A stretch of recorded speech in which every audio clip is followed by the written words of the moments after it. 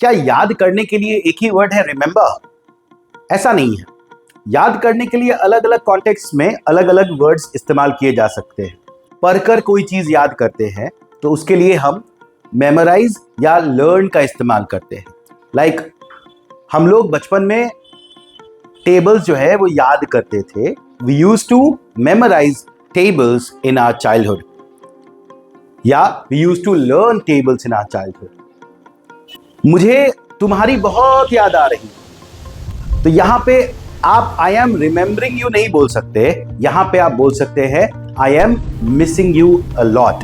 किसी की याद सताना इज टू मिस समवन। याद कर रहे हैं रट रट कर, रट्टा मारकर।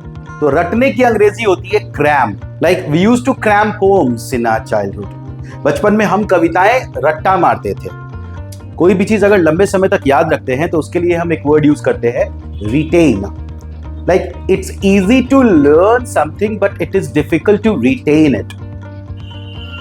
कोई भी चीज याद करना आसान है लेकिन उसे याद रखना मुश्किल होता है। कई बार होता है आपको किसी का चेहरा दिखा, आप उसको जानते हैं बट आप उसका नाम याद करने की कोशिश करते हैं। तो याद करने की कोशिश करना is recall. Like I know that person but I'm not able to recall his name right now. मुझे वो पता है कि वो इंसान कौन है बट मैं अभी उसका नाम याद नहीं कर पा रहा। Remember का इस्तेमाल भी आप करते हैं जब आपको बोलना हो कि अरे वाह, तुम्हें अभी भी मेरा नाम याद है। Wow, you still remember my name? याद दिलाना is to remind. अगर मैं भूल जाऊं मुझे याद दिला देना। Remind me in case I forget. यादों को अंग्रेजी में मेमोरीज कहा जाता है। You have a good memory. आपकी याददाश्त अच्छी है तो याददाश्त की अंग्रेजी मेमोरी होती है। प्यारी यादों को हम फॉन्ड मेमोरीज कहते हैं। अभी भी मेरे मन में बचपन की कुछ मीठी सी यादें हैं। I still have some fond memories of my childhood. Let's go down the memory lane and try to revisit those moments.